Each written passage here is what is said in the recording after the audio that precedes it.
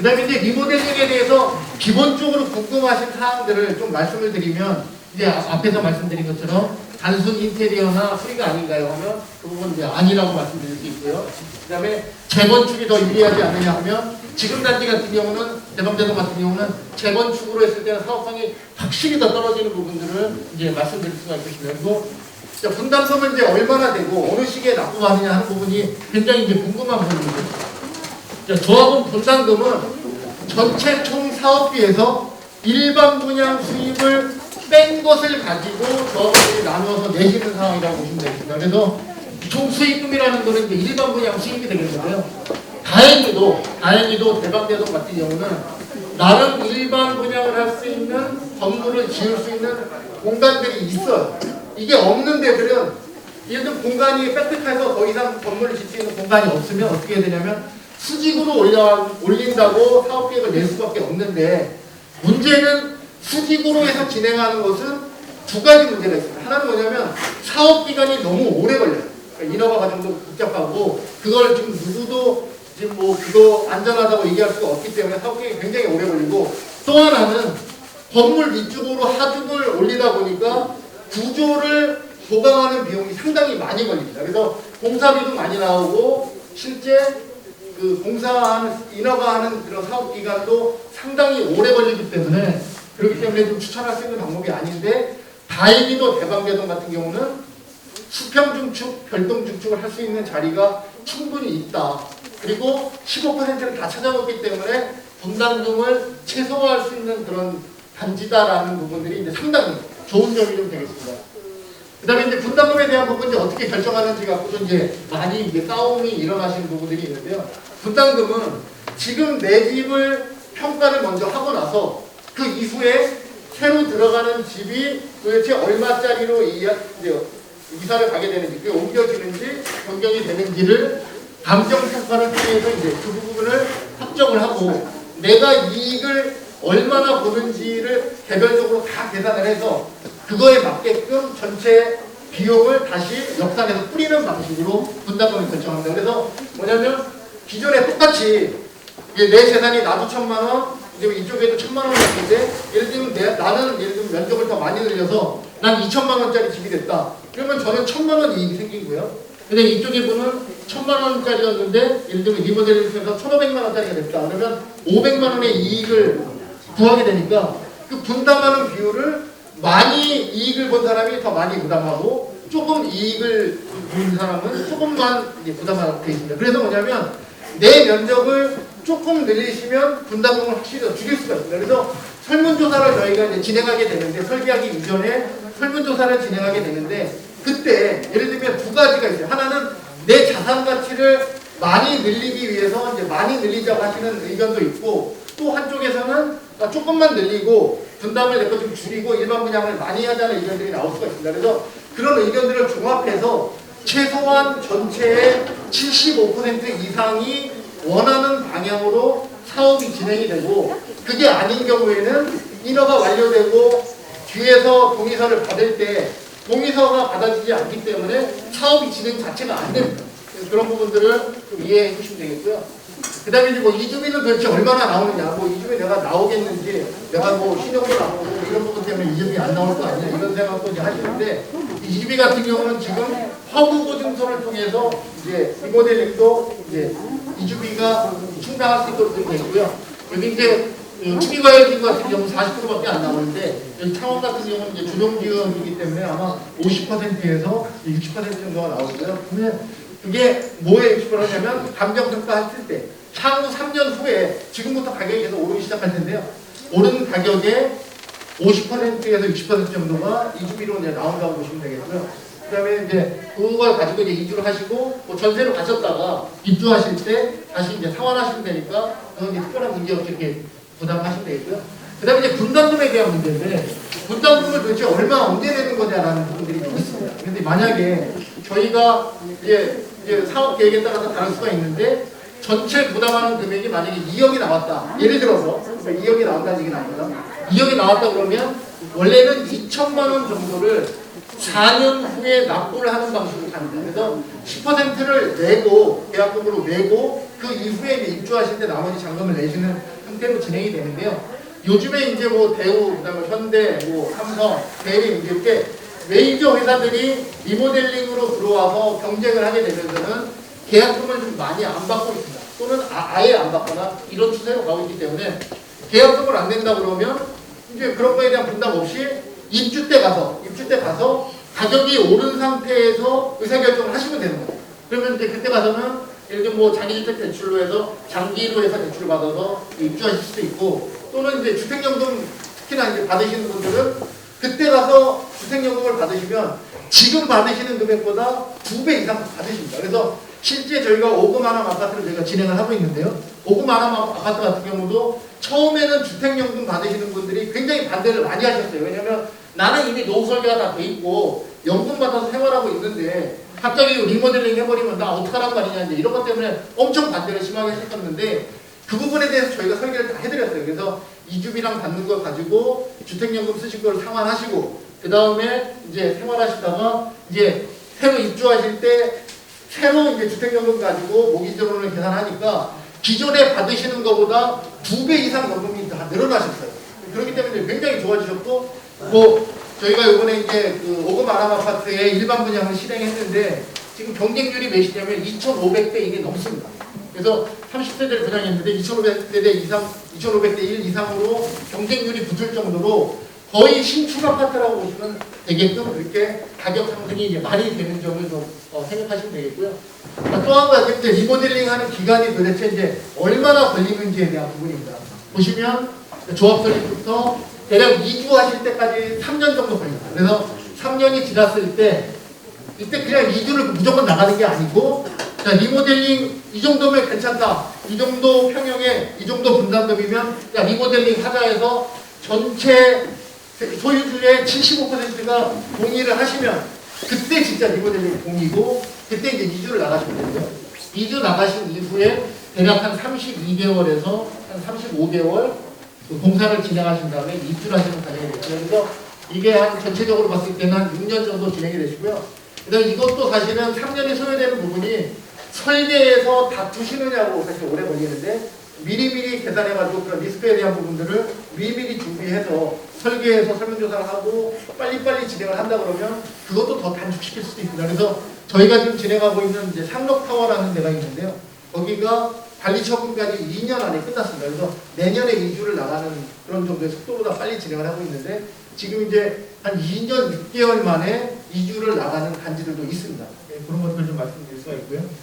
그 다음에 이제 면적은 이제 도대체 얼마나 늘어나는지에 대한 부분인데, 면적은 최고 40%를 더 늘릴 수가 있고, 그렇지만 뭐냐면 40%를 다 늘리면 내가 부담이 너무 늘어나기 때문에 내 부담금을 적정선으로 유지하는 상태만큼만 늘리시고 나머지는 일반 분양을 해가지고 그 수익금으로 분담금을 줄이는 방향으로 진행하시는 게 좀 좋겠습니다.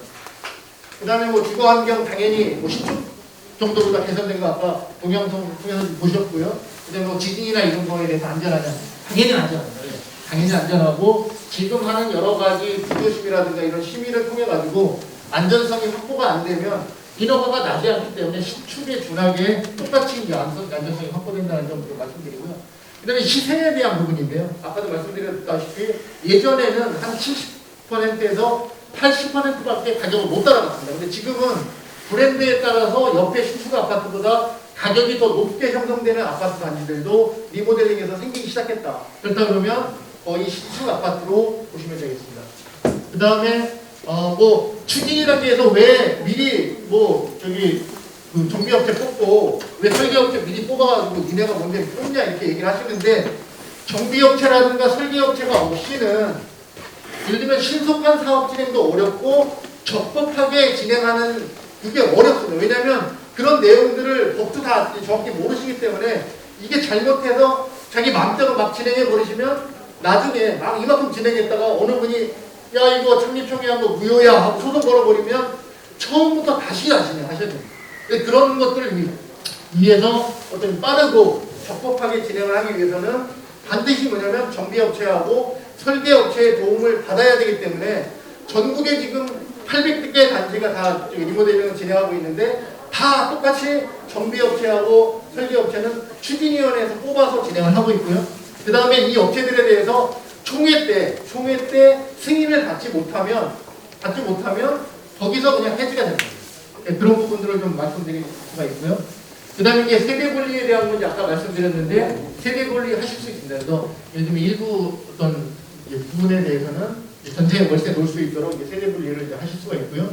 그 다음에 이제 니은이나 디귿자로 되어 있는 그런 이제 아파트 공소 리모델링이 이제 가능하시고요. 근데 리모델링 하면 이제 천정부가 낮아진다 이런 얘기들이 이제 많이 나와서 특히 이제 고우선부차에서 그런 얘기들이 좀 많이 나와서 한동안 좀 문제가 됐었는데 요즘에 어쨌든 그 흡음재에 대한 부분, 그러니까 이제 소음 문제 때문에 흡음재를 밑에 많이 넣었는데 그런 것들이 좀 많이 얇아졌고요. 그 다음에 이제 3층부에 이제 소방에 대한 부분들이 추가되다 보니까 이제 천정이 낮아지는 효과들이 있는데 그런 것들을 우물형 천장으로 해서 이제 그 파이프들을 이렇게 외곽으로다가 돌려서 크게 천정이 낮아지거나 이런 현상들을 좀 없어지고요. 그 다음에 이제 수직 증축 가능합니다. 수직 증축하게 되면 예를 들면 1조건이라든가 그 다음에 그런 것들에 대해서는 상당히 좋아지는 조망권 같은 거 좋아지긴 하는데 시간이 이제 상당히 오래 걸리기 때문에 그리고 대방제동 같은 경우는 그런 이제 충분한 그런 거 넣을 수 있는 자리들이 있기 때문에 일단은 사업 진행 자체는 수평 증축으로 그리고 별동 증축으로 진행한다는 사실 좀 말씀드리고요.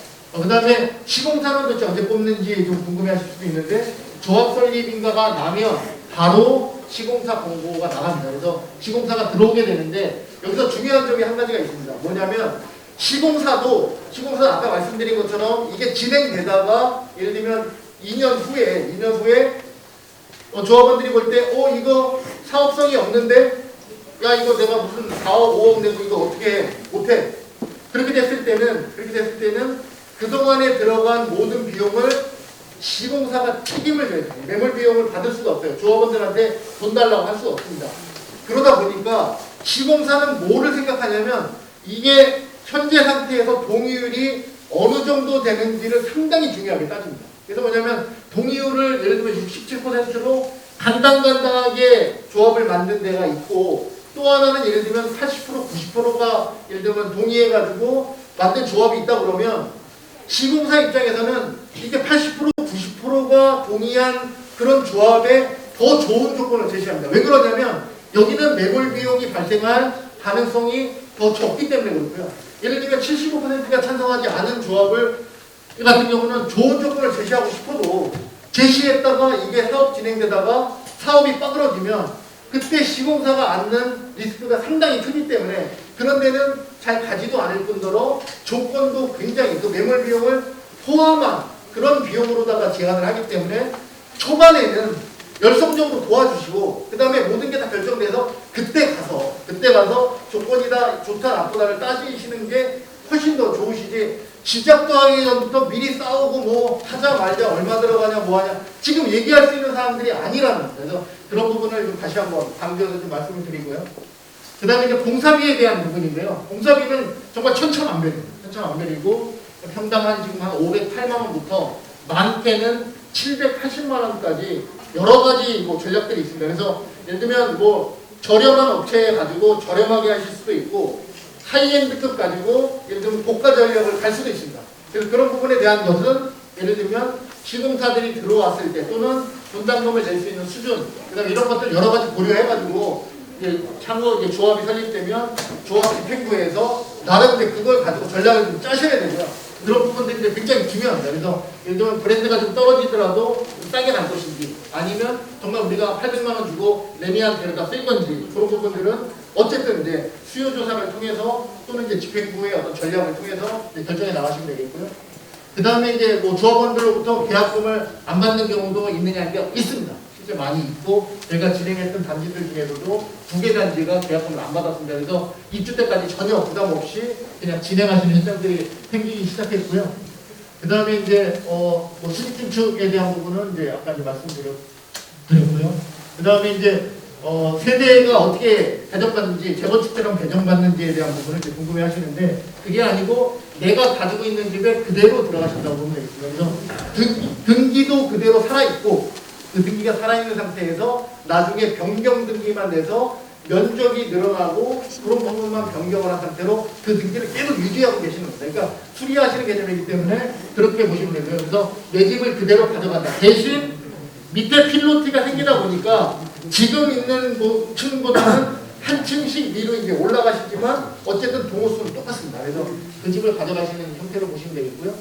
그 다음에 이제 리모델링 사업을 진행하다가 이게 사업이 중단돼 버리면 동의서 낸 사람들이 이거 다 책임져야 되는 거 아니냐 이제 이런 식으로 이제 허위 사실 이 유포하신 분들이 계신데 절대 그렇지가 않습니다. 왜 그러냐면 계약을 하게 될 때 어떻게 되어 있냐면 조합이 설립되지 않을 경우에 업체가 리모델링 단지에 서비스 비용을 청구하지 않는다. 이렇게 뭐냐면 이게 조합이 실패했을 때 들어간 비용에 대해서 매물 비용을 청구하지 않는다는 것이 계약서 내용에 다 들어가 있습니다. 그래서 저희도 계약서 쓸 때 추진위원회하고 만약에 진행하다가 이게 빠그러지면 돈 청구 안 하겠습니다.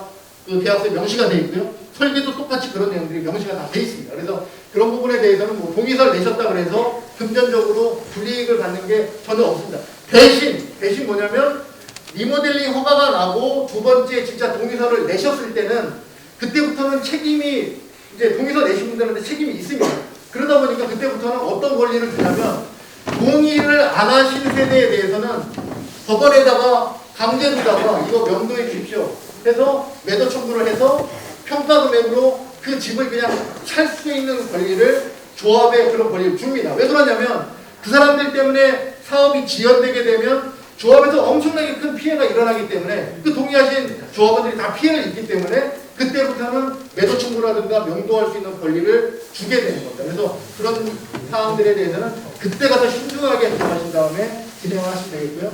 그 다음에 이제 조합 설립하면 이제 매매가 안 된다고 부동산에서 많이 이렇게 얘기를 많이 하십니다. 왜냐면 이제 조합 설립하고 나면 매매 안 되니까 지금 빨리 팔어 해가지고 하시는 분들이 있는데 절대 그렇지가 않고 사업기간 내내 매매가 가능하고요. 중간에 이제 신탁을 하시게 되더라도 매매는 계속 가능합니다. 그래서 매매에 대한 부분을 계속 가능하게 된다는 것이 리모델링의 어떤 또 다른 장점 중에 이제 하나가 되겠고요. 그 다음에 이제 뭐 동의서를 좀 두 번 내도록 되어 있는데 이 내용을 잘 모르시는 분들이 있습니다. 그래서 첫 번째 내는 조합 설립할 때 내는 동의서는 그냥 이게 재개발 재건축에서 동의서라고 하니까 동의서라고 알고 계시는데 정확한 명칭은 뭐냐면 리모델링 결의서입니다. 첫 번째 내는 그 제출하는 서류가 리모델링 결의서예요. 결의서는 뭐냐면 우리가 같이 뜻을 한번 모아보자 정도의 의미가 되시는 거고요. 동의서는 언제 내시냐면 인허가가 다 완료됐을 때 완료되고 내가 돈 얼마 내야 되는지 또는 내가 몇 평 들어가는지에 대한 게 권리변동 확정총회라고 해서 모든 금액이 다 확정이 됩니다.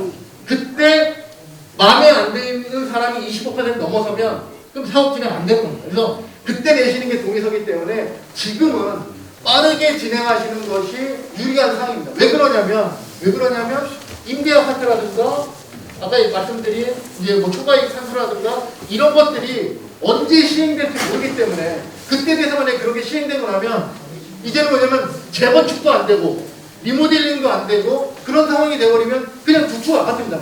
계속 구축 아파트로 그냥 나이길 때까지 있다가 나중에 이제 관리비 많이 나오고 뭐하면 다 이제 하나씩 이사 나가시면서 슬럼화되는 형태로 가기 때문에 이제 그런 상황들에 대해서 피하기 위해서 일단은 뭐냐면 떡을 하나 확보하자. 일단 확보해가지고 좋은 사업성 지금 줄 때 빨리 리모델링 허가를 받아가지고 하나 확보해놓은 상태에서 그때 가서 어떤 게 더 좋은지 결정하신 다음에 그때 재건축이 더 좋아졌다 그러면 그때 재건축 하시면 됩니다. 다시 하시면 돼요. 뭐 특별한 문제가 아니에요. 그래서 그런 부분들에 대한 것을 좀 인지하시고 진행을 하셨으면 좋겠고요.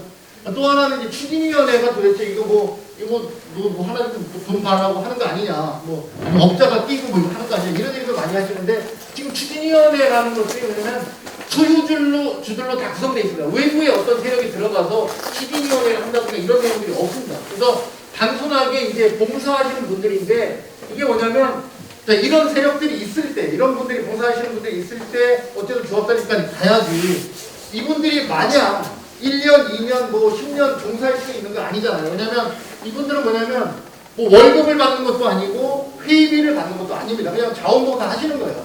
근데 그런 분들이 장기적으로 계속 봉사할 수는 없습니다. 그래서 이분들도 5개월, 6개월 이게 지연되다 보면 나도 모르겠다. 니네들끼리 알아서 하고 다 떨어져 나가시면 그럼 누가 추진할 수 있는 세력이 없는 거예요. 그리고 다음에 누가 추진하자고 해도 거기에 대해서 누가 동조한 사람이 전혀 없습니다. 그래서 이렇게 하시는 분들이 계실 때 좀 도와주셔가지고 빨리 조합까지 가시고 시공사 뽑고 시공사 돈으로 인허가 하고 해서 도대체 얼마 내고 어느 정도 평형을 가는지를 빨리 결정 받으셔가지고 그 다음에 할지 말지를 결정하시면 되고 그때까지 돈 들어가시는 거 아니잖아요. 그러니까 빨리 진행하시는 게 그때까지 좋다는 것을 좀 말씀드리겠습니다. 그리고 지하에 이제 안반이 있을 수도 있습니다. 하다 보면 지하에 안반이 있을 수도 있는데 안반이 나오게 되면 예를 들면 공사가 안 된다고 얘기하시는 분들이 있는데 지금 그렇지가 않습니다. 기술이 워낙 좋아져서 안반이 있더라도 그런 문제가 없고요. 안반이 있으면 이제 두 가지 측면이 있습니다. 지하 주차장을 파는 비용은 상당히 많이 들어가지만 대신 구조를 보강하는 비용은 거꾸로 줄어듭니다. 그렇기 때문에 안반이 나온다고 해서 공사비가 갑자기 1,000만 원, 2,000만 원 올라갈 수 있다는 이런 얘기는 이제 틀린 얘기가 되겠습니다. 그래서 그렇게 좀 이해하시면 되겠고요. 거기까지가 이제 기본적으로 물어보시는 내용들에 대한 것을 좀 설명을 드렸고 이제 요